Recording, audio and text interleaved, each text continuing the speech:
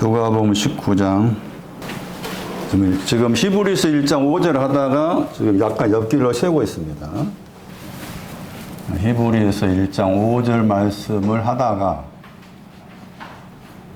거기에서 오늘이라는 단어가 나와서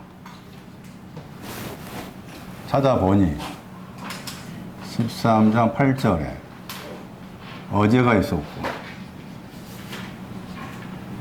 오늘이 있었고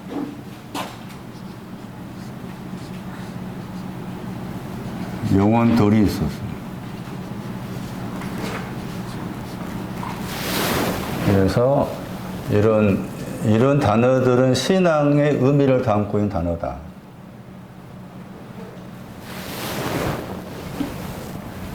그런데 이와 같이 이제 어제, 오늘, 내일, 제3일 그런 표현들은 어떻게 생각하면 이제 직선적인 흐름을 말하잖아요. 그러니까 누가 뭐 19장에 와가지고는 오늘이 2번 나오잖아요.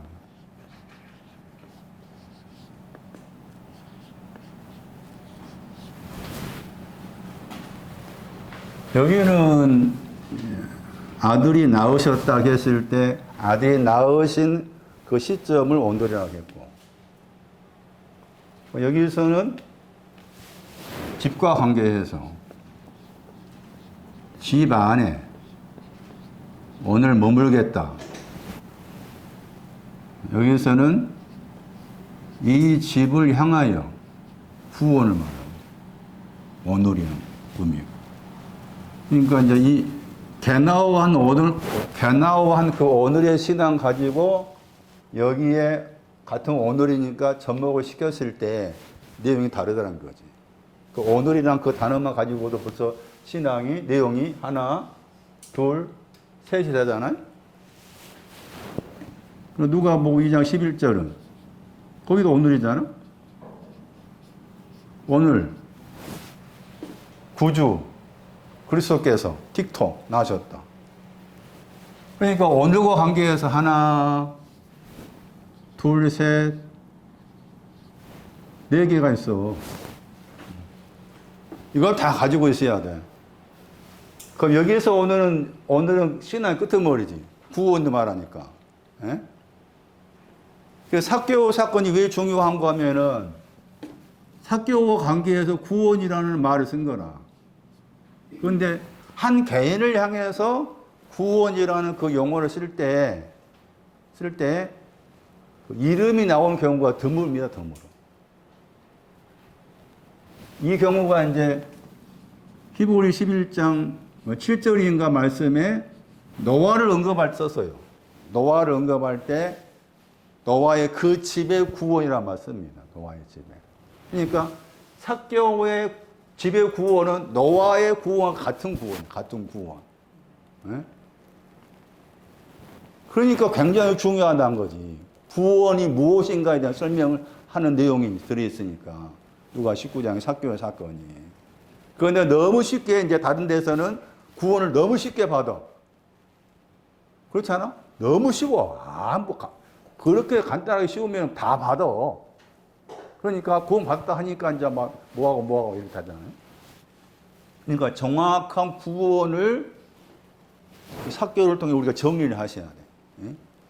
구원이 무엇이냐에 대한 그 내용에 있어서 이 삭개오의 내용을 내가 다 이해를 해야만이 구원이 이렇구나라고 내가 나를 향해서 이해가 돼야 되고, 내가 혹시라도 다른 사람한테 구원을 말할 수 있는 기회가 주어졌을 때 네가 알고 있는 구원은 잘못된 구원이라고 가르쳐줄 그런 상황이 생길 수 있다면, 없겠지만 생길 수 있다면은 내가 알고 있는 말씀의 지식으로 가르칠 수 있는 거잖아요.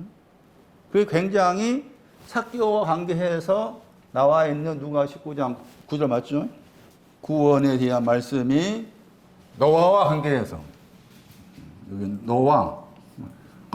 노아가 방주를 만들어서 그 집이 구원받았다 나와 있습니다. 그러면 삭개오도 의미를 말하면 삭개오도 방주를 만든 것이지. 방주가 이렇게 눈에 보이는 방주인가? 그래서 구원을 말하는 대표적인 인물 가운데 신약에서는 삭개오, 구약에서는 노아. 이 부분을 잘 정리하셔야만이 구원을 정확하게 이해를 할 수가 있다. 그런데 유튜브에 올라온 사람들 말이나 다른 데서 말하는 구원은 제가 봤을 때 그 구원이 아닙니다. 절대 그런 구원이 올 수가 없어요. 그거 보세요, 그러니까. 여기서 오늘의 구원이 끄트머리잖아요? 그걸 말한 것처럼 오늘이란 구원이 오려면 오늘로 말하면 몇 가지 와야 돼? 3개가 와야 되잖아. 그러니까 3개만 있는가? 또 뭐 또 있어야 돼? 어제 있어야 되지. 또 뭐 또 있어야 돼? 내일도 있어야 돼. 3일도 있어야 돼. 그게 다 포함해야 구원이 오는 거야, 구원이라. 그 하나님께 나를 구원시킨다 할 때 너무 쉽게 안 해줘. 그러니까 오죽했으면은 베드로의 질문이 항상 머릿속에 갖다 올려야 돼. 그 누가 구원 얻을 수 있으니까. 그런데 거기에 대해서 사람들 반감하는 거야. 반감한 사람 많아요. 어림없는 사람도. 그렇게 구원을 어렵게 만들었으면 누가 구원 얻을 수 있겠냐. 하나님 그렇게 어렵게 구원을 막 그렇게 하셨겠느냐. 하셨지. 그렇게 했어. 보세요. 사람이라고 했을 때도. 창조되다. 지어지다. 3가지가 다 와야 하나님 보시기에 사람이다. 그게. 창세기 1장 26절, 27절, 2장 7절. 창조된 사람한테 뭐라 했어? 땅에 충만해라. 땅을 정복해라. 그거 다 내 안에서 땅에 충만하고 땅을 정복하고 다 이렇게 다 합쳐져야 그게 하나님 보시기에 사람이라, 사람. 그러니까 너무 쉽게 생각하면 안 되는 거지. 그런데 사람들 생각이 너무 쉽게 생각하고 너무 쉽게 믿으려 하지. 그것이 이제 우리 안에 있는 잘못된 거. 그래서 이제 어떤 유명한 신학자가 제가 말한 것과 약간 다른 표현이지만은 이 말 썼어. 인스턴트 신앙이라는 말. 커피 샵한 개 500원 집어넣어가지고 내가 마시고 지금 딱 누르면 똑 떨어지잖아. 구원을 그렇게 생각한 거야. 이 사람이 제 기억으로 1800년 후반대인가 1900초년에 속한 사람인데 이런 표현을 썼어요. 그 당시도 그래. 이단들은 말할 것도 없어. 그래서 삭개오를 알아야 된다. 구원은 삭개오와 관계된 구원을 알고 삭개오를 알아야 되고 삭개오를 알려면은 뽕나무를 알아야 된다. 삭개오와 뽕나무는 밀접하게 연관되어 있습니다. 삭개오의 말씀에서만 뽕나무가 나옵니다. 삭개오의 말씀에서 뽕나무.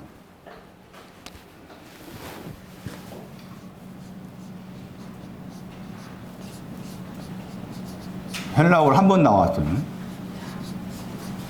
그 9절에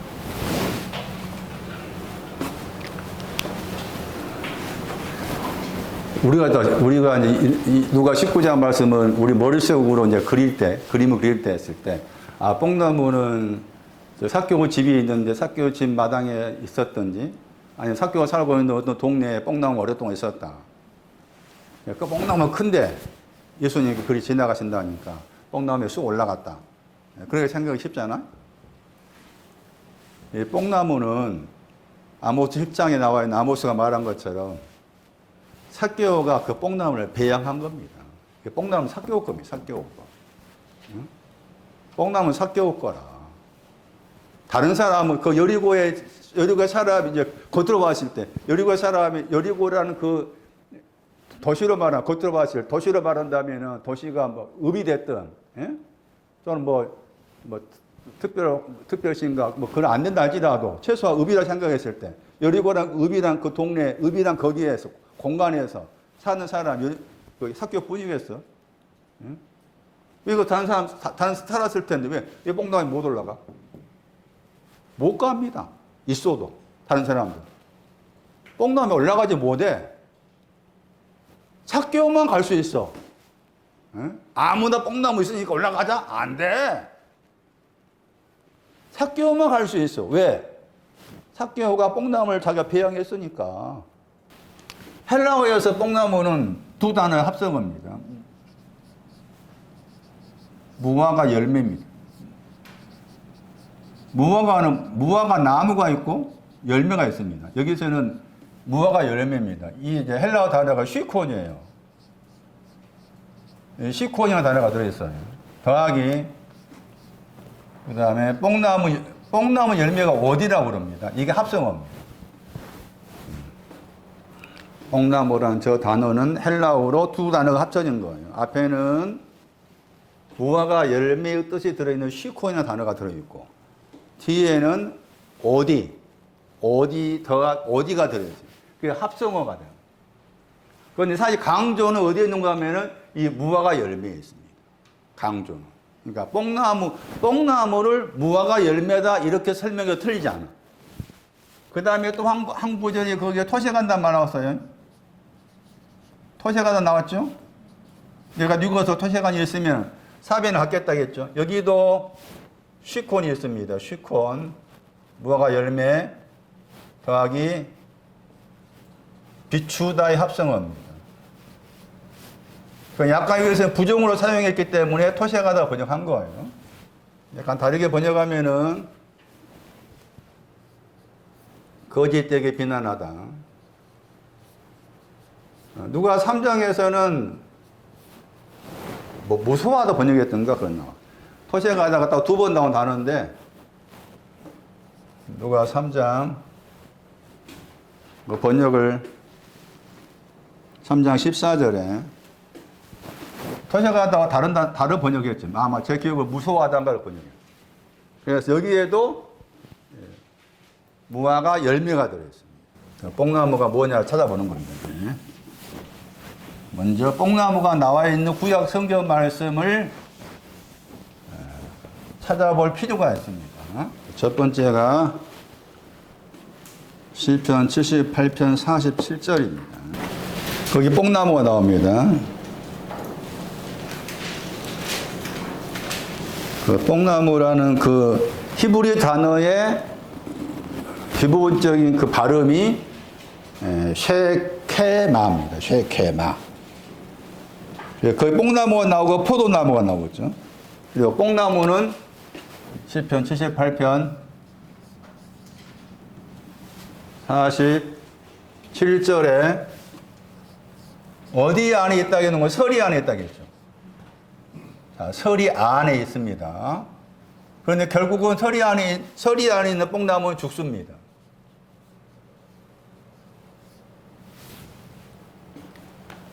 서리라는 단어가 딱 한 번 나오면 여기에만 나오는 단어입니다. 서리가. 왜 서리 안에 있는 뽕나무인데 죽느냐?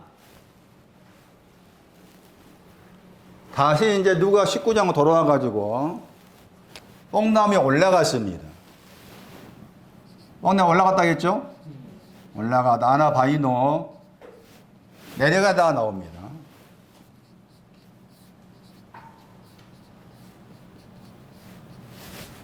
올라간 것이 이 서리 안으로 가는 겁니다. 올라가는 것. 서리 안으로 갑니다. 내려가는 것이 죽는 것을 말합니다. 그래서 이 구절이 중요합니다. 어디 올라간다고? 서리 안으로 올라갔어요. 서리 안으로. 뽕나무에 올라갔다고 했잖아. 그 뽕나무에 올라갔다는 말이 구체적인 신앙적 의미가 서리 안으로 올라간 거예요. 내려오라고 했죠. 내려오라고 했을 때 내려오다 그게 죽는 것과 연관. 죽는 것. 그런데 문제는 이제 서리가 뭐냐는 거죠. 거기 서리가 나오고 우박이 나오잖아요. 포도나무를 우박이라고 그랬어요. 공부해 보신 분 있어요 혹시라도? 서리가 뭔지? 스트롱 사전에는 안 나옵니다. 스트롱 사전은 서리에 대한 설명이요. 다른 히브리 사전에 나옵니다. 아끼다. 서리의 뜻이.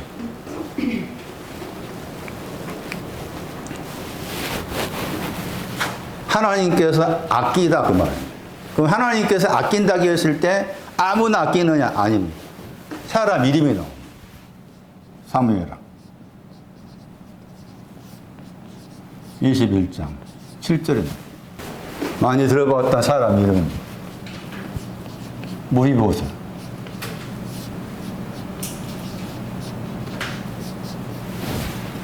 서리는 신앙적 의미를 가지고 있다. 그 서리라는 단어를 추적하면은 서리와 관계된 동사가 나오는데 그게 아끼다의 뜻이다. 아끼다. 아끼다 했을 때 아끼다 하는 것과 관계된 사람이 출애굽 2장 말씀에 모세가 나옵니다. 모세한테도 아끼다예요. 모세가 아이 때 울었더니 불쌍하기다 나와. 그 단어가.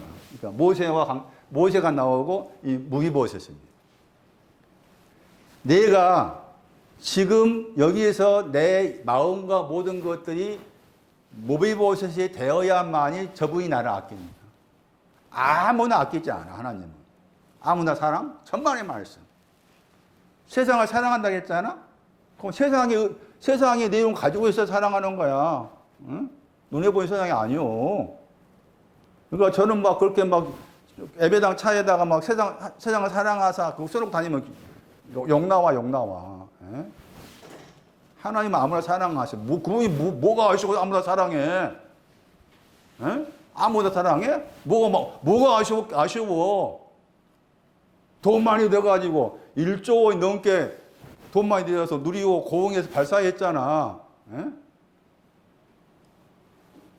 그분이 누리호 발사하고 위성 다 해가지고 뭐 하잖아. 예? 그분이 창조 세계에서 그것을 누구만큼도 안 돼. 그런 하나님이요. 그런 하나님 뭐가 아쉬워? 개뿔간 소리 하지. 그분이 아낀 사람이 있습니다. 이 사람이어야 돼. 예?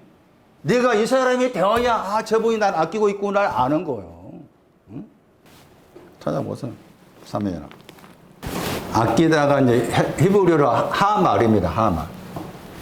설이라는 단어에 그 히브리어 단어가 이게 하말이라는 아끼다로 이렇게 설명할 수 있는 것이 히브리 어떤 사전에 그렇게 했다고 그 말 뭔가 하면은 이 설이라는 단어가 원래 히브리 단어 가운데서 어떤 것이 있는가 하면은 두 번째 단어가 있는데 여기 있는데 이 단어가 세 번째로 옮겨지기도 합니다. 그걸 치환이라고 그래요. 치환. 그래서 그 사전에서는 이 서리의 이 단어가 치환되어서 지금 사무엘하 21장에 나와 있는 그 하말이라는 단어가 생겼다라고 그 사전을 주장한 거예요. 저는 아직 거기까지 못 보니까 그 사람 주장을 이제 제가 받아들인 거지. 소통 사전에는 안 나와 있으니까. 그래서 이 하말이 나온 겁니다. 그래서 이 하말을 아끼다 쓴 거예요. 아끼다. 누굴 아꼈다고? 무이보셋을 아낍니다. 그런데 거기에 무이보셋이 사람이 둘 나옵니다. 8절에. 무이보셋이 둘이요. 8절 나오죠? 8절도 무이보셋 나오죠? 8절도 무이보셋인데 7절에 무이보셋만 아낍니다. 8절에 무이보셋 안 아껴. 그래서 그걸 방금 말했잖아. 아무나 아끼지 않아, 저분은. 뭐가 부족해서 아껴? 차이가 뭘까? 여기는 사울이 난 아들입니다. 8절에 무이보셋. 여기는 사울 더하기 요나단의 아들입니다. 요나단. 그 아들이란 말 두 번 나옵니다. 아들이란 말 두 번 나와요. 거기에 손자가 아들입니다. 벤. 이 무이보셋을 설명하기 위해서 사울의 아들, 벤 했잖아. 그 다음에 요나단 아들이었죠. 이쪽은 그냥 사울의 아들만 한 거야. 그럼 왜 이런 표현을 썼을까 하는 거지. 그냥 뭐 사울의 손자를 설명하기 위해서니까 그렇게 했겠지. 그런 건가? 성경은 그렇게 보면 안 돼. 왜 썼을까? 현조자매. 왜 썼겠어? 한민아 왜 썼겠어? 그래 히브리 1.5절 중요한 거야. 사울이 낳은 것은 게나오야. 요나단이 낳은 것은 이게 틱토가 돼. 그런데 아직 무이보셋은 이 틱토의 신앙에 오지 않는 거야. 그래서 아들이란 말을 두 번 쓴 거예요. 다 그렇게 그렇게 살펴야 돼. 그냥 아들이란 말 나오면 일단 히브리 1장 5절로 가는 게 중요해. 아들이란 단어가, 신구약에서 아들이란 단어가 나오면 히브리 1장 5절로 가야 돼. 그리고 중요한 것은 이 아들이라는 아들, 딸 할 때, 예?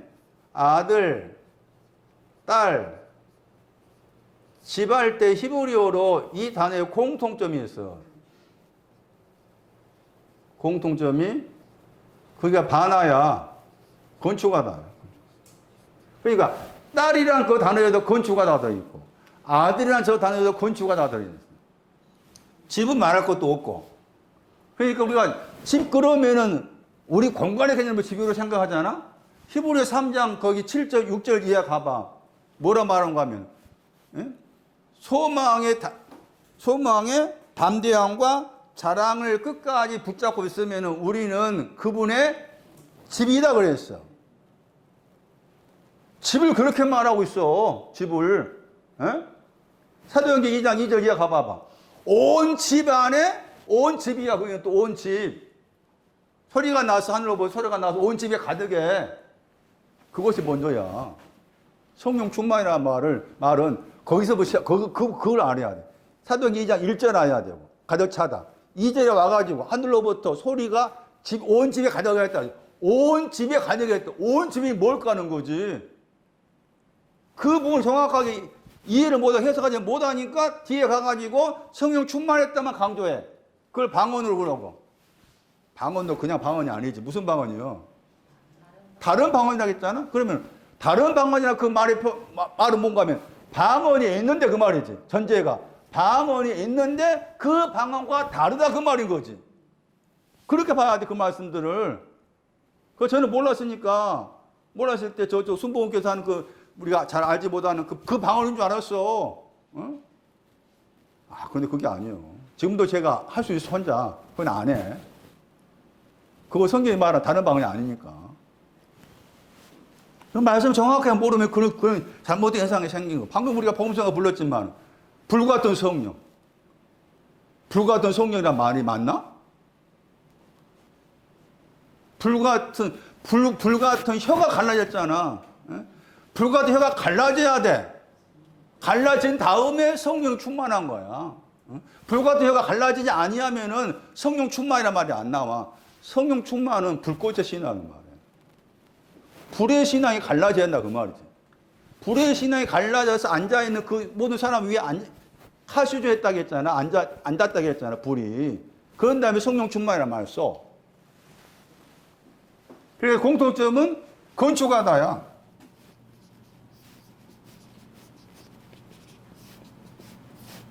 아들도 건축하다. 딸도 건축하다. 집도 건축하다.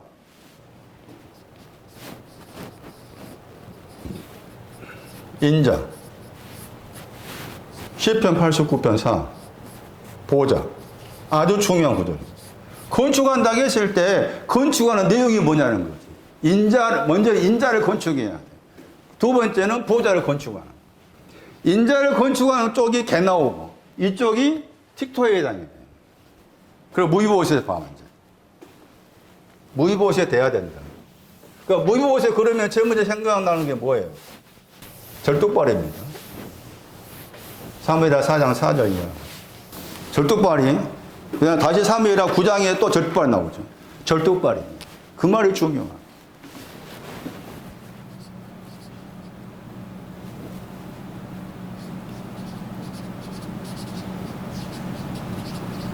절뚝발이 사도행전 3장이죠. 나면서 뭐라 했어요? 안전병이가 절뚝발이에요. 안전병이가 절뚝발.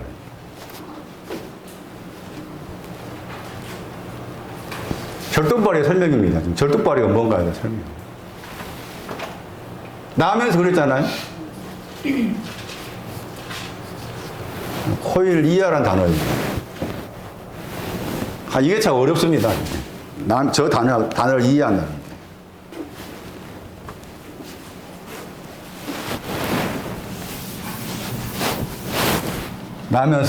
나면서의 저 위치가 어느 위치인가 하면은 개나우 한 다음입니다.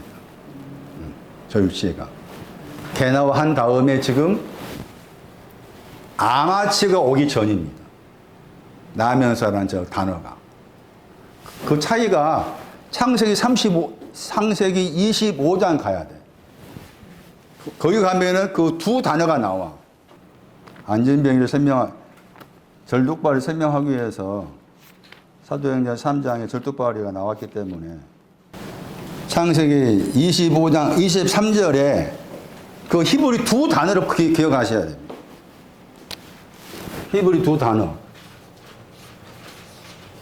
하나는 앞에는 베테이나 단어고 뒤에는 메아 이렇게 매 뒤에 발음이 약간 없어도 됩니다. 매에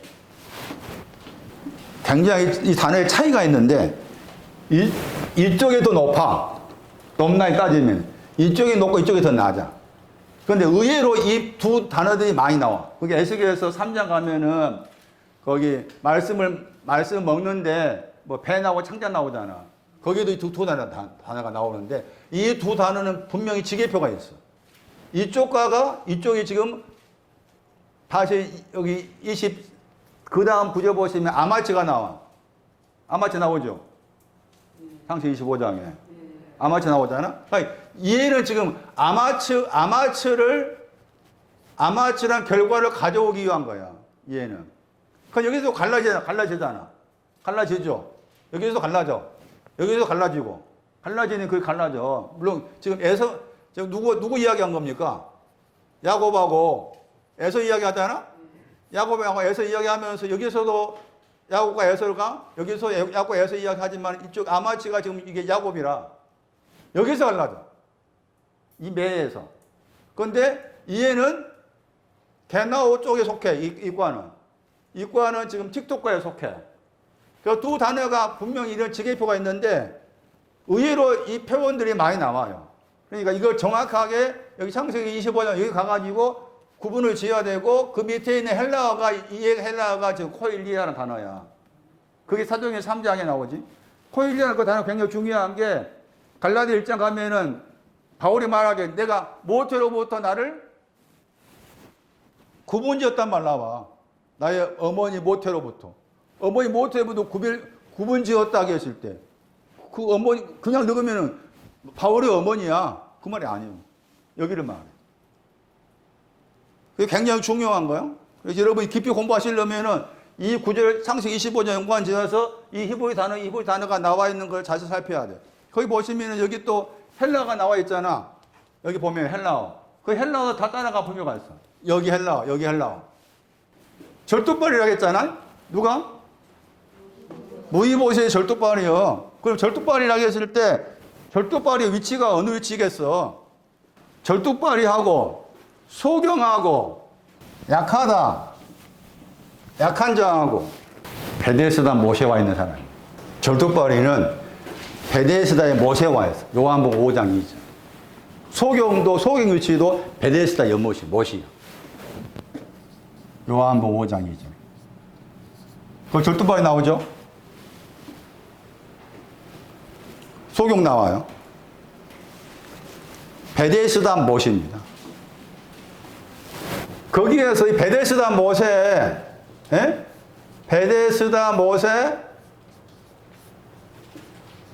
못에 있는 사람들 설명하면서 소경도 베데스다 못, 약한 자도 베데스다 못. 또 누가 나왔어요? 절뚝발이 베데스다 못이라고 했잖아요. 그게 뭔가 하면은 베데스다 못이 가리키는 신앙적 의미가 있는데 즉 거기에 와 있는 사람이라 그 말이지. 거기에 와 있는 사람. 그러니까 방금 말한 사도행전 3장 2절 말씀에 그 절뚝발이 안전비가 절뚝발인데 그 절뚝발이의 신앙 위치가 이미 베데스다 신앙 가진 사람이요.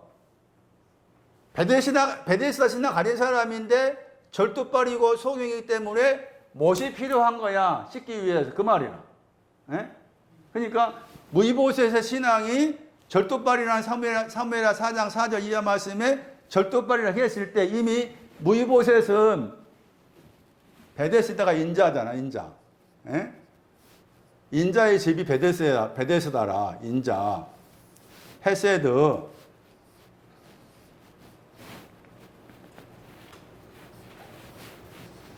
헤세드가 인자가 뭐라겠어요? 인자가 아침의 신앙이요. 인자는 아침의 신앙이라고 그래요.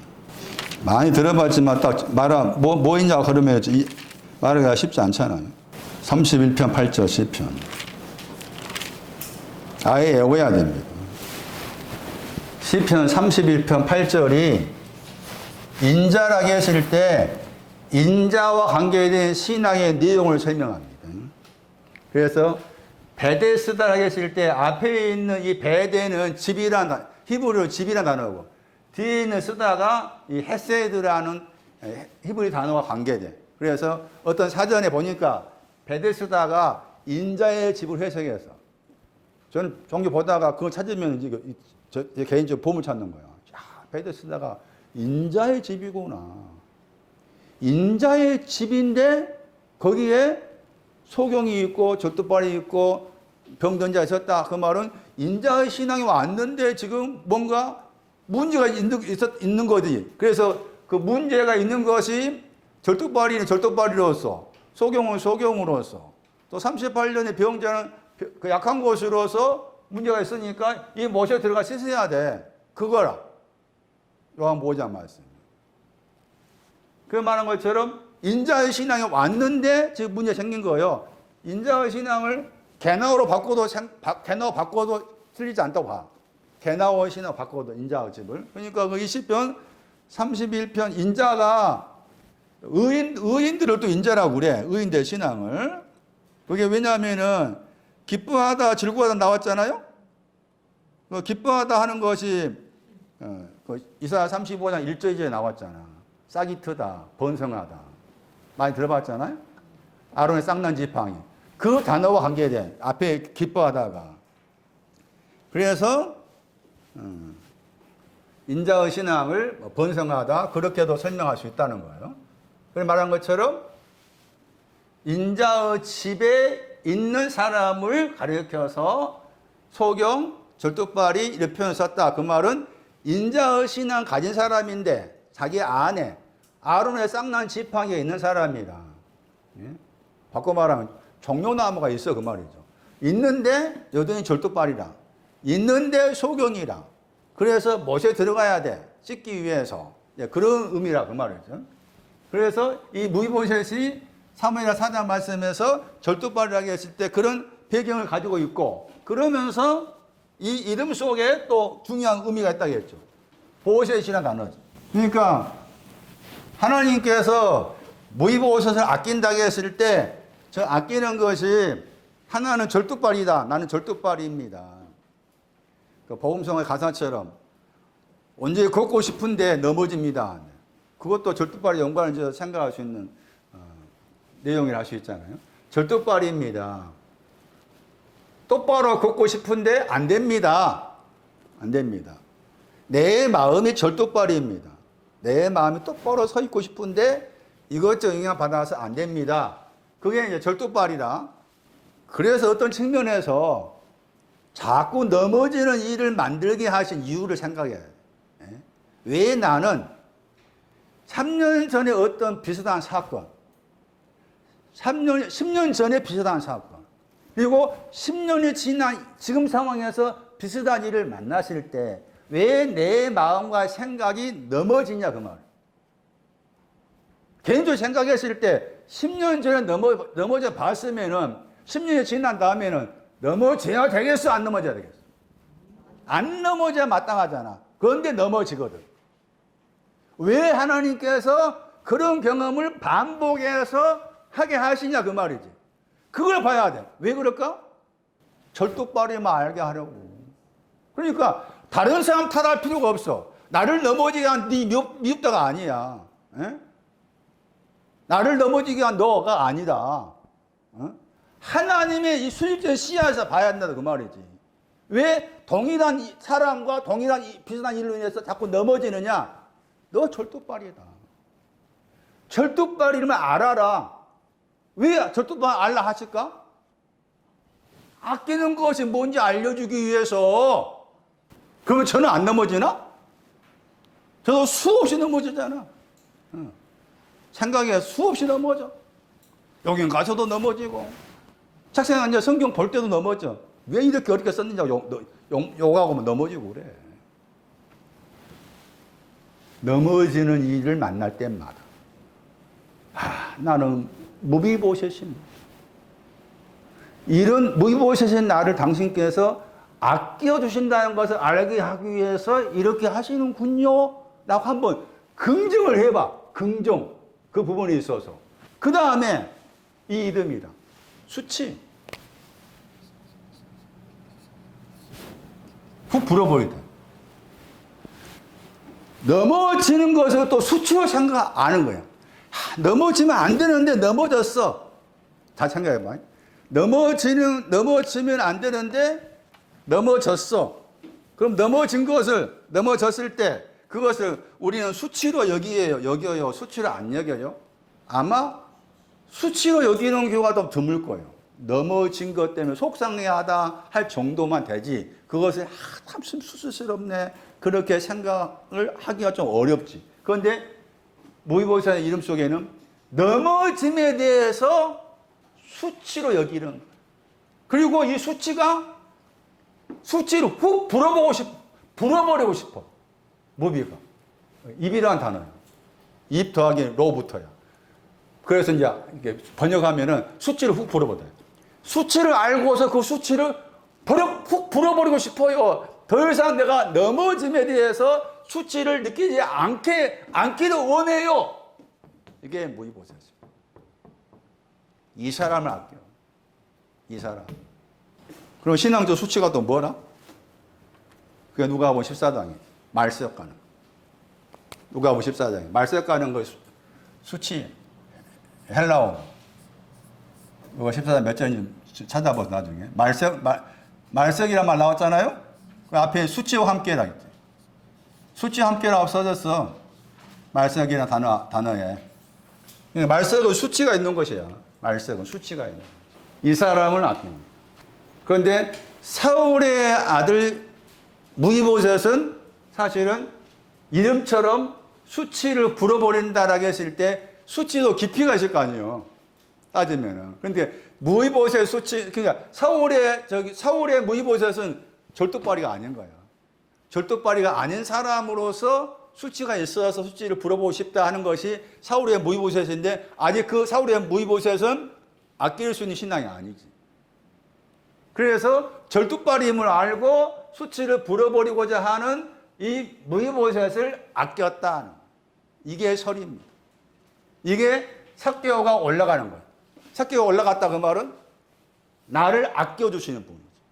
또 그 말 속에는 나는 여전히 절뚝발입니다. 세리장입니다.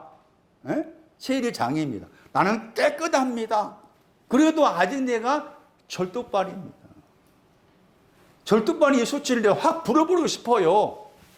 그게 올라가는 거예요. 아끼다의 반대말 나옵니다. 몇 장이었어요? 헷갈렸거든요. 21장?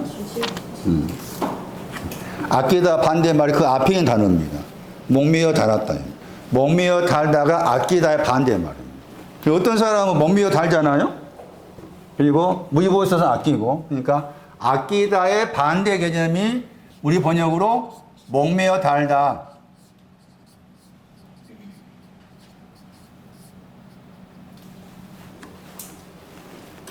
목매어 달려있는 사람은 아끼지 않았다 그 말이에요. 단념하다. 버리다. 버렸단 말이에요. 하나님께서 포기했다. 단념하다, 버리다, 포기하다 그런 뜻을 가져요. 이 단어가 중요한 이유가 있습니다. 목매어 달다 단어를 다르게 번역하면은 단념하다, 버리다, 포기하다. 약간 다르게 번역하면은 하나님과 나 사이에 소원하다. 소원이란 말이 원한단 말이 아니고 멀어져 있단 말. 그런 뜻도 있어요. 멀어져 있다. 멀어져 있으니까 불화하다. 그런 뜻도 들어있어요. 이게 이제 에스겔에서 23장 17절, 18절에 나옵니다. 23장 17절, 18절에 보면은 이렇게 하게 된 배경이 나옵니다. 그런데 이 단어가 중요한 게 이 단어가 민수기에서 25장 4절에 나옵니다. 민수기에서 25장 4절에 나옵니다. 민수기에서 25장 4절에 지금 우리 여기 번역에서 몸매어 달다 하는 단어가 나오는데 거기에서 민수기 25장 4절 말씀에서 이 단어의 헬라어가 히브리 6장에 나옵니다. 히브리 6장 6절에 나옵니다. 히브리 6장 6절에 있는 헬라어는 딱 한 번밖에 안 나온 단어인데 이 히브리 6장 6절에 히브리어의 배경이 민수기에서 25장 4절이고 아끼다의 반대 개념으로 등장합니다. 히브리에서 6장 6절 적어놔야 됩니다. 현재 욕을 보입니다. 현재 욕을 보입니다. 현저의 욕을 보입니다. 욕을 보이다. 이 헬라어의 히브리어가 민수기에서 25장 4절에 그리고 지금 사무엘하 21장 7절에 있는 6절에 있는 몸매어 달다 하는 단어. 그러니까 거기 현재 욕을 보입니다. 거기에다가 민수기에서 그 9절을 25장 5절 4절 적어놓고 다시 사무엘하 21장 와가 적어놔야 돼요. 왜냐하면은 서로 연결해서 생각해야 되니까. 아끼다. 서리는 아끼다. 서리 안에 있는 뽕나무.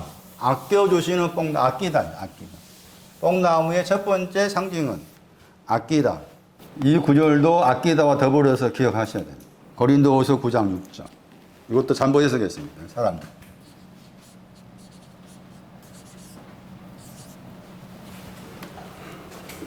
이 구절도 잘못 해석해가지고 헌금과 관계해서 그렇게 생각을 많이 합니다.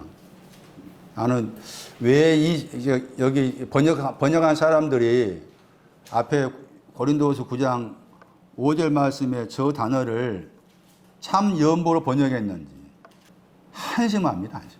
그리고 설교자들이 언어를 공부하지 않고 그냥 연보 그 다음에 제가 소개할 단어가 적다입니다. 적게 심는 자 적게 거둔다. 아주 이 말을 많이 한 사람들이 거기 소위 말하는 부흥 강사들이냐. 하나님께 적게 심으면 적게 거둡니다. 많이 심으면 많이 거둡니다. 여러분 그러면은 많이 심어야 되겠어 적게 심어야 되겠어 할 거 아니요. 적게가 아끼다입니다. 적게가 뭐라고? 아끼다입니다. 아낀 것을 심는 자는 아낀 걸 거둔다 그 말이지. 이 말은. 무비보셋을 아꼈다고 했잖아. 무비보셋을 아꼈는데 무비보셋을 심었으면 무비보셋을 거둔다 이 말인 거지. 그리고 거기에서 아끼다의 신앙에서 더 올라간 것이 뭔가 하면은 참 연보라. 참 연보를 번역했잖아. 이게 축복이야. 히브리 6장에 나오는 축복. 축복은 아끼다 신앙 위에 있는 걸 축복이라. 아끼다 신앙 위에 있는 걸 축복이라. 유로기야 축복. 원래는 그 번역을 축복하다 번역해야 돼. 축복으로 참 연보가 아니고 히브리 6장 7절에 쓰기에 합당한 채소가 축복이었잖아요. 쓰기에 합당한 채소 축복을 말해. 그래 고린도후서 9장 6절 말씀에서 우리 번역으로 적게라고 번역된 저 단어의 헬라어가 지금 적게는 부사인데 동사가 아끼다입니다. 그래서 아까 아까 사무엘하 그 말씀에서 무엇을 아꼈다고 했을 때 그 아끼다의 헬라어가 지금 고린도후서 말씀에서는 부사로 번역했지만 동사랑 같은 거지. 그러니까 적게 심다 그 말은 아끼는 무이보서 심었다 그 말이지. 아끼는 무이보서 심었다 그런 의미다. 결코 헌금을 말하고 있는데 구절이 결코 아니다. 서리는 아끼다. 나를 아껴주시는 분. 아끼다. 그 다음에 아껴주지만 또 뭐 한다겠습니까? 아껴주지만 죽습니다. 죽다 나왔잖아. 시편 그 78편에. 죽다 나왔죠? 하라그 78편 다시 오세요. 올라간 것은 아끼다와 관계되고 내려가는 것은 이제 죽다와 관계됩니다. 죽다는 저 단어의 대표적 구절입니다. 사무엘 1장 32절. 죽는 것이 뭐냐? 왜 죽느냐? 아끼다 안에 갇혀 있으면 죽습니다. 하나님이 나를 아껴주신 거 귀한 거잖아. 그럼 하나님께서 아껴주신다고 했을 때 계속, 야, 내가 오늘 또 아낀다, 내일 또 아낀다, 이렇게만 하고 있느냐? 아니다, 그 말이지. 고린도후서 9장 말씀에는 아끼다 다음에 신앙이 축복이었잖아. 이제 축복을 얻기 가야 되잖아. 그건 계속해서 아끼는 그 안에 갇혀 있어.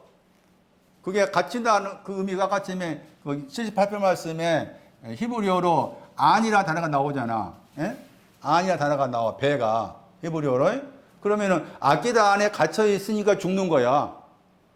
아끼다가 필요하지만 아끼다 안에 갇혀 있으면 안 된다 그 말이지. 그런데 아끼다 안에 갇혀 있어. 그러니까 죽는다 그 말이죠. 그리고 아끼다 안에 갇혀 있는 것이 또 아끼다 안에 갇혀 있다는 말을 생각한다면은 또 이게 뭐가 되는가 하면 애굽이야, 애굽. 예? 애굽은 항상 한정하는 거였잖아. 이 안에 갇혀 있는 것이 그게 애굽이라. 내 안에 있는 애굽, 생각의 애굽, 마음의 애굽. 안에 갇혀 있으니까 죽어. 포도나무도 우박 안에 갇혀 있잖아. 죽어. 우박 안에 갇혀 있어, 포도나무는. 죽어. 그래서 예수님께서 요한복음 15장 1절 말씀에 참 포도나무로 오신 거예요. 왜 참 포도나무로 오셨느냐 했을 때 우박 안에 갇혀 있는 포도나무 죽으니까 우박 안에 갇혀 있는 포도나무를 죽으니까 그 죽은 것을 살게 만들기 위해서 참 포도나무로 오신 거지. 그런 말이라. 그런데 죽는다가 사무엘 1장 32절 말씀에 퇴보 때문에 죽는 거예요. 아끼다 안에 갇혀 있는 자체가 퇴보하는 거예요. 아끼다가 필요하지만 그 안에 계속해서 가두면 안 된다. 아끼다의 신앙을 준 것은 그 앞에 신앙을 향해서 가라고 준 것인데 이 안에 갇혀 있으면 죽는다는 거예요. 그런데 또 중요한 것은 이걸 아신 거지. 그래서 주님이 죽으신 거예요. 그래서 이 하라구라는 단어의 헬라어가 죽는다 단어가 크게 두 단어가 나오는데 이 하라구와 관련된 헬라어가 아포크 테이노나 단어입니다. 죽다 단어가 헬라어에 두 가지 다른 단어 썼는데 여기에서 사용 단어가 마태의 16장 21절입니다. 왜 예수님께서 마태의 16장 21절 말씀에 죽으셔야 했느냐? 죽는다 했을 때 그 죽는 위치가 나옵니다. 마태의 16장 21절. 뭐라 하겠습니까? 죽임을 당했다고 했잖아요. 저 단어입니다. 아포크테이노. 기억하셔야 돼요. 저 단어의 히브리어가 하라구입니다. 하라구. 죽임을 당했다고 했잖아요. 왜 죽임을 당하셨느냐 그 말이지. 왜 저분께서 우리가 그냥 막연하게 복음성가든 찬송가 부를 때 나를 위해서 죽으셨습니다. 그렇게 막연하게 하면 안 돼. 죽임을 당하셨다 했을 때 저 아포코테이노라는 저 단어는 내가 아끼다 안에 갇혀가지고 아끼다 안에 갇혀 있으면 죽는 건데 이 죽는 나를 대신해 죽는 거지. 내가 죽어야 되는데 이런 나를 살리기 위해서 죽는 거지. 그런데 그 죽는 위치가 언제라 그게? 3일이 오기 전이지. 3일이 오기 전에 죽는다고 했잖아. 맞아요? 죽임을 당했다고 했잖아요. 그리고 그랬잖아. 그리고 나오죠. 그리고 저게 지게표야. 그러니까 여기서 죽는 것은 다 내일이야, 내일. 제 3일 나왔잖아. 그 제 3일 나오면 앞에 내일이 있었다 그 말이지.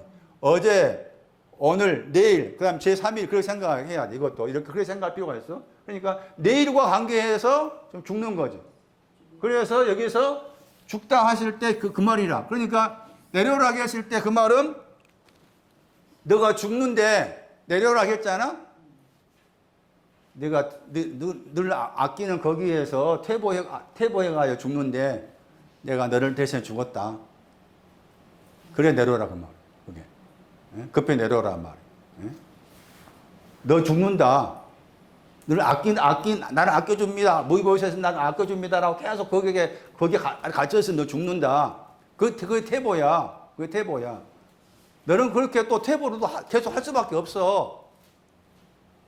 계속 그 안에 갇혀있어. 그게 애굽이야. 그래서 내가 너를 위해서 죽어야 되겠다. 그것이 내일과 함께 된 죽음이야. 이 죽은 다음에 이제 3일이 와.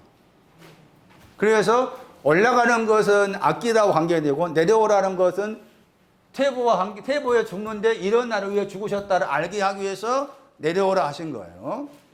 그 다음에 뽕나무 또 이사야 9장 보세요. 이런 뽕나무는 잘라야 됩니다. 자른단 말로 봅니다. 뽕나무 저기에는 아끼다도 있고 그다음에 자르다도 들어있는 거지.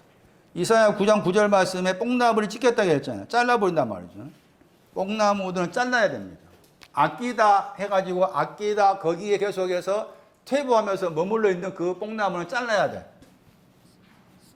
이사야 9장 9절. 잘라야 돼. 자른 다음에 바꾸셔. 왜 자르느냐? 뽕나무를 아끼다의 안에 갇혀서 죽는 그 뽕나무를 자르신다. 자르신 이유가 뭐냐? 백향목으로 바꿔주기 위해서. 그 백향목이 나오잖아? 그 10편, 92편, 거기 막 정려나무 다음에 나온 거 백향목을 바꿔주기 위해서 자르셔. 그러니까 보세요, 이제. 뽕나무 그렸을 때, 여기에는 아끼다, 죽다, 자르다, 백향목을 바꾸시다, 이게 다 들어있는 거예요. 바꾸다, 이게 다 들어있어요. 그리고 아까 처음에 설명드린 무화과 열매. 무화과 열매, 이게 다 제 뽕나무에 들어있는 거예요. 오늘 뽕나무에 대한 설명 들었고, 나중에 가서 집에 가서 한가한 시간 가지신 분들은 다른 목사들이 뽕나무에 대해 어떻게 설명하는가 한번 찾아보세요. 뭐라 설명하는지. 웃기게 설명할 사람 많습니다. 그 다음에 한 군데 더 봐야 됩니다. 왕상 10장 27절. 뽕나무. 뽕나무는 왕상 10장 27절 말씀에 뽕나무가 있는 위치가 평지 안에 있습니다. 그래서 여기 이제 누가 19장 5절 말씀에 곧이라는 단어 나오잖아? 누가 19장 5절에 곧이 나오죠? 그 곧이 이제 헬라어로 토포소잖아. 그러니까 토포소라 그 말은 지금 뽕나무가 있는 자리를 말해. 뽕나무 있는 자리를 말하는데 그 왕상 10장 말씀에 왕상 10장 27절이었어요. 왕상 10장 27절. 이 구절도 뽕나무를 하기 위해서 알아봐야 된다. 왕상 10장 27절 보세요. 왕상 10장 27절. 평지 안에 뽕나무라 했죠. 거기 평지 안이란 말 나오죠. 뽕나무가 있는 위치를 말합니다. 평지 안에. 그런데 이 평지라는 단어의 동사가 낮추다. 낮추다.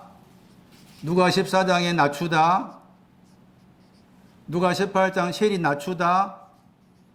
그 단어입니다.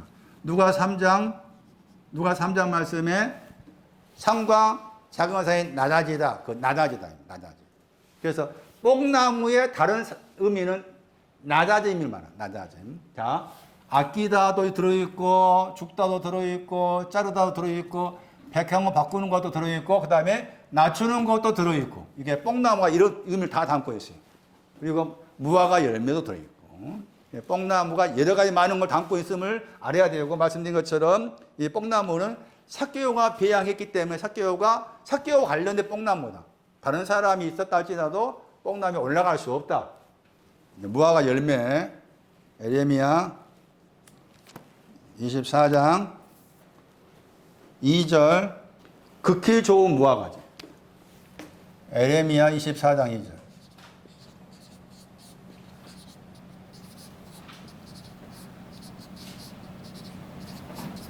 극히 좋은 무화과, 이게 뽕나무에 들어있습니다. 극히 좋은 무화과. 근데 극히 좋은 무화과가 있고, 그 다음에 극히 악한 무화과가 있죠. 무화과 두 종류라, 에레미야 24장 1절에 성전 앞에, 성전 앞, 할 수 있다. 처녀들이 갔던 성전, 외에서 바깥의 성전 앞에 광주리가 두 광주리가 있어. 두 광주리가 있는데 하나는 극히 악한 무화과가 있고, 극히 악한 무화과 광주리가 있고, 다른 하나는 극히 좋은 무화과가 들어있는데, 지금 저기 누가 19장 말씀에서 뽕나무에 들어있는 무화과 열매는 이쪽이지. 극히 좋은 무화과. 그러면은 극히 좋은 무화과라고 했을 때 이 악한 무화과에서 일이 가는 거라. 순서가 악한 데에서 일이 가는 거지. 악한 데서. 악한 것을, 악한 무화과였는데, 악한 것을 정리해야 해서 이게 같다. 그런 의미인 거지. 근데 뽕나무라 그 단어 속에는 이게 들어있는 거야. 이게 들어있어. 여기 말씀에서 이제 무화과라고 했을 때, 이 무화과가, 여기서는 지금, 보시면은, 무화과라고 했을 때 열매를 말합니다. 무화과 열매. 그런데 같은 단어인데, 번역할 때 무화과 나무로 번역될 때가 있고, 무화과 나무, 그냥 영어로 무화과 피그요. 그래서 그냥 나무가 아닌 열매인 거지. 열매로서 그 피그. 그 차이가 뭔가 하면은 무화과 나무라고 했을 때 마태 24장 말씀에 무화과 나무 비유를 배우라 했잖아. 그거 중요해. 왜 무화과 나무 비유를 배우라 했을까? 그걸 또 잘못 해석하다 보니 어떻게 말하는가 하면 혹자들은 그 무화과 나무는 이스라엘 역사다. 1900 몇 년도에 이스라엘이 독립했다. 독립한 이스라엘 역사인데 거기에서 연합순이 나오고 짝이 나오고 그 다음에 때가 뭐라게 나오잖아요. 가깝다 했잖아. 그렇게 나와. 그것을 그렇게 적용시켜가지고 그렇게 해석해가지고 이제 2020 몇 년쯤 되면은 예수님이 재림하신다. 그 무화과 나무 비유를 그렇게 해석해. 그런 사람이 있어. 그런 사람이 또 성도를 많이 끄집어 모아. 돌아다니면서 막. 전혀 그런 말은 아니에요.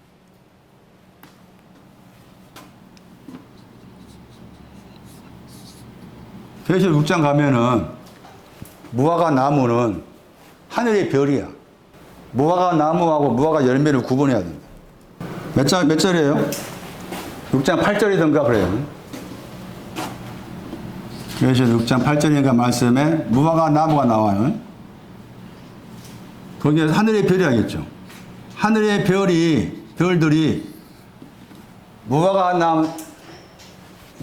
나무에 열매란 말 쓰면서 흔들리니까 떨어지다 말 나오죠. 대풍에. 13절. 8절이 아니라 13절에 하늘의 별을 무화과로 한 거예요. 이 9절은 하늘의 별은 뭐가 하늘의 별이라고 했어요? 게나오. 히브리 11장에 나왔습니다. 그러니까 무화과 나무는 게나오 신앙. 마태 24장 말씀에 무화과 비유를 배우라 했을 때 그 말도 게나오에 대해 배우라 그 말이에요. 그 게나오가 어떻게 자라는가 배우라 그 말이에요. 여기 9절도 무화과 나무. 그리고 그 무화과 나무라는 헬라어 단어가 달라. 또 무화과 열매라는 그 헬라어 단어하고 무화과 나무 헬라어 단어가 달라. 헬라어에서는 무화과 나무라고 했을 때 그 나무는 헬라어 보세요. 쉬케잖아요. 이게 쉬케. 얘는 쉬콘. 근데 히브리어는 같아. 히브리어에서는 무화과 나무라는 히브리어나 무화과 열매나 히브리어는 같은 히브리어라. 그런데 이 단어가 재미있는 게 히브리어로 이 단어의 뜻이 있어. 그것도 기억할 필요가 있습니다. 무화과 나무를 배우라고 했을 때도 마찬가지로 무화과 나무가 가지고 있는 그 단어 자체의 뜻을 기억하면 도움이 될 수가 있습니다.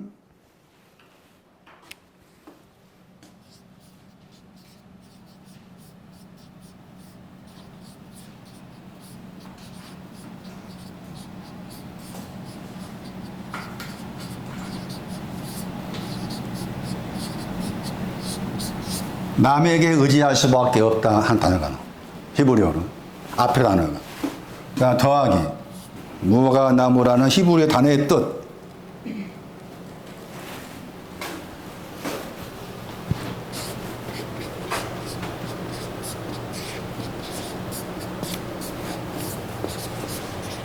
적당한 시기에 만나다. 이게 무화과라는 단어의 뜻이에요. 신구약 성경 말씀에 무화과 나무가 나오면은 이 의미를 해석해야 돼. 의지할 수밖에 없다. 남에게.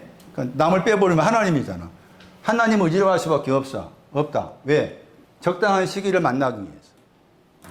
적당한 시기에 만나다. 의지할 수밖에 없다. 해가지고 약간 다른 뜻으로는 낳는다 뜻도 있습니다. 낳다. 자녀 낳다 할 때. 그런 뜻도 들어있어요. 의지할 수밖에 없다. 적당한 시기에 만나다. 합성어. 혹은 낳다.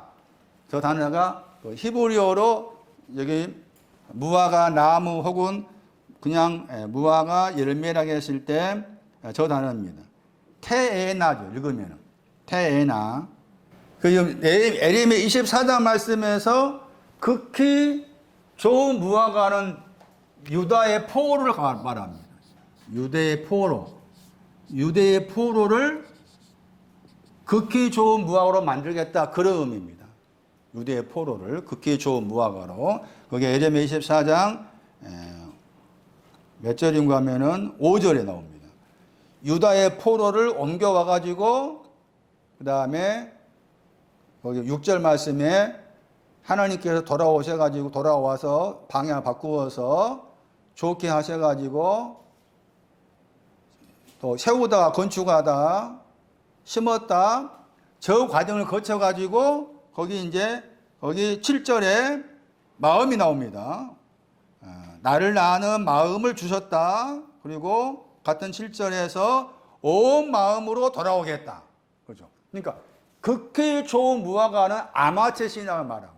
아마체 신앙. 극히 좋은 무화과. 그리고 이미 앞에 말씀에서 극히라고 했을 때 이 극히라는 단어가 가지는 신앙적 의미가 뭔가 하면은 코아와 아마츠입니다. 극히라고 했을 때. 극히가 코아와 아마츠입니다. 나홈서 2장 1절.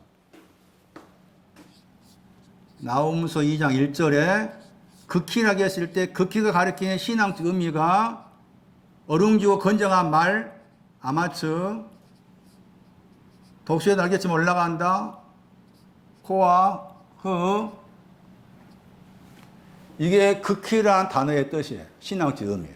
그래서 이게 지금 여기에 있는 거, 뽕나무에, 무화과 열매, 뽕나무에. 자, 그래서 이제 몇 가지 말씀드리고 이제 마치겠습니다. 첫 번째는 누가 19장. 오늘은 여러분이 모의고시에서나 이름만 잘 기억하고 가셔도 좋은 것이에요.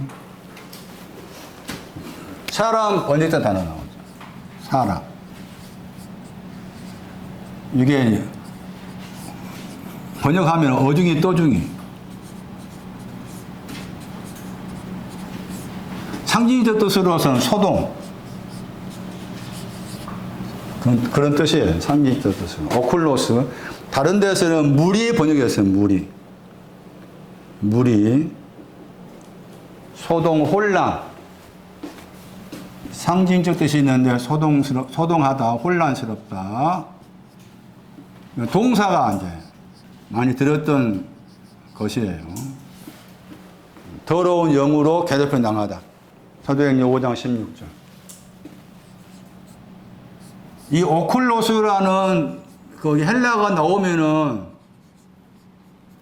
사도행전 5장 16절 생각해야 돼요. 더러운 영으로 괴롭힘 당하다. 이게 오클로스의 신앙적 의미입니다. 그런데 거기 말씀에서 누가 19장 말씀에 3절에 이 단어 앞에 아포가 붙었잖아요. 그래서 번역한 사람이 많다 번역했잖아요. 제 개인적 생각에는 많다는 그 번역보다 아포가 원래 이제 떨어지다 뜻이잖아요.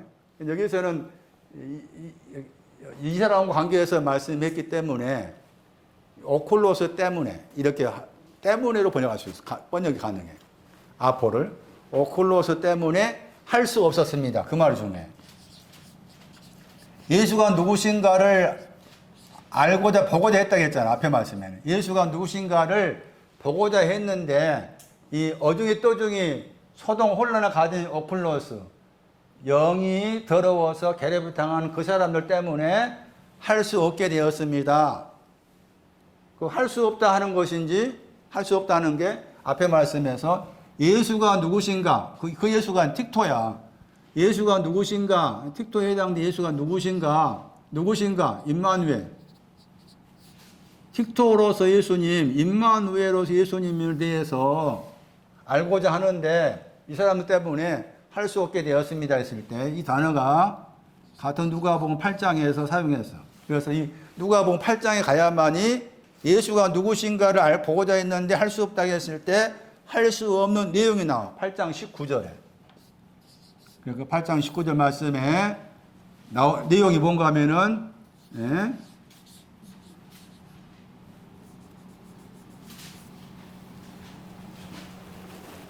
누가 8장 19절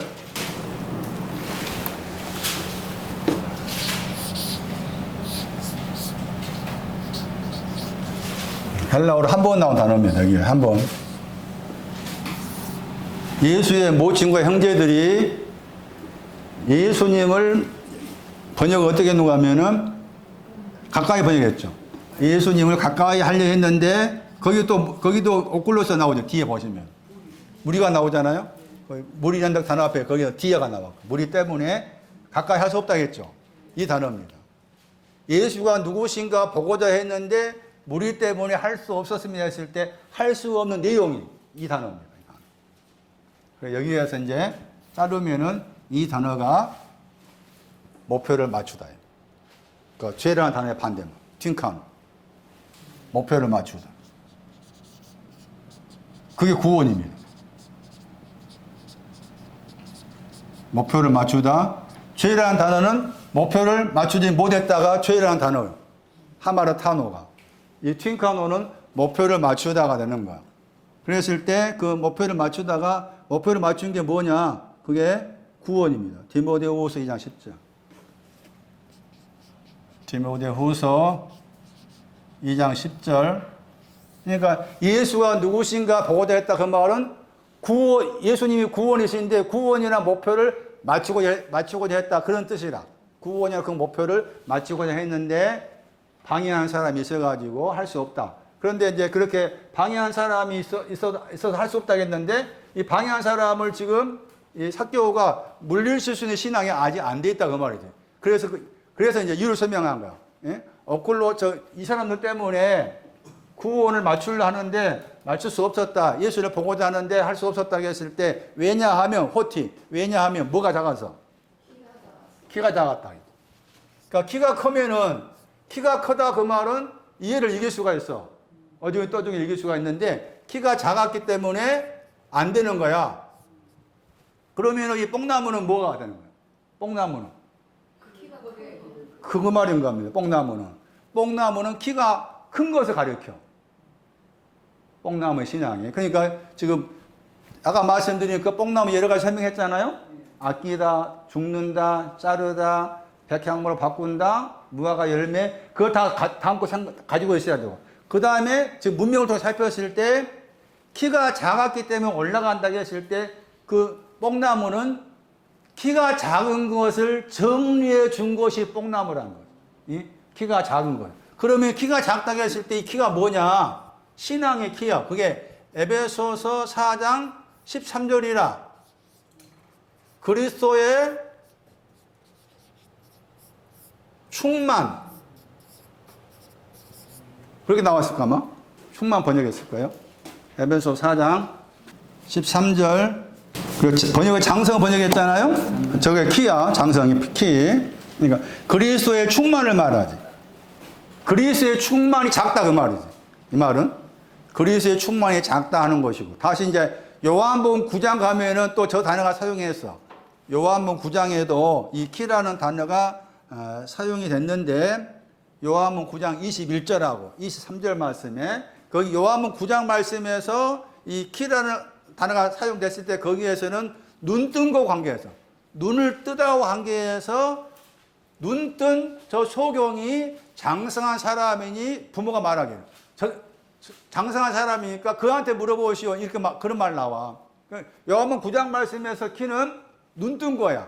그 눈을 뜬다고 했을 때 무엇이 눈인가 하면 불과 불꽃이라. 거기는 불과 불꽃이 눈 뜨는 거라. 불의 신앙과 불꽃에 대해서 눈 뜨는 거야. 여기에서는 그리스도의 충만을 키라고 했잖아. 그럼 그리스도의 충만이 뭐냐? 충만을 가득 찬단 말이잖아. 그리스도로 가득 찬 거지. 그리스도는 반석이야.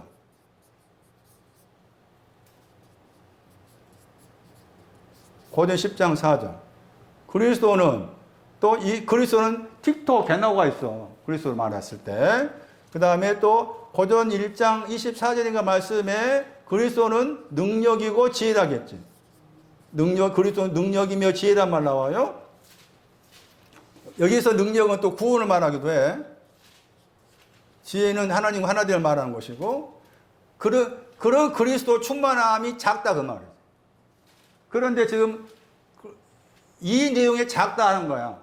그게 이제 그 신앙의 키라 그 말이지. 그런데 지금 여기 뽕나무는 이게 들어있는 거죠. 그리스도의 충만이 들어있죠. 그러니까 아까 전에 그 그리스도의 충만을 말하는 내용이 이제 뭔가 하면은 그 무화과 열매인 거잖아. 무화과 열매가 그리스도 충만이라 할 수가 있어요. 키가 작아서. 그 다음에 하나 더, 한 군데 더 보고 마칠게요. 달려갔어.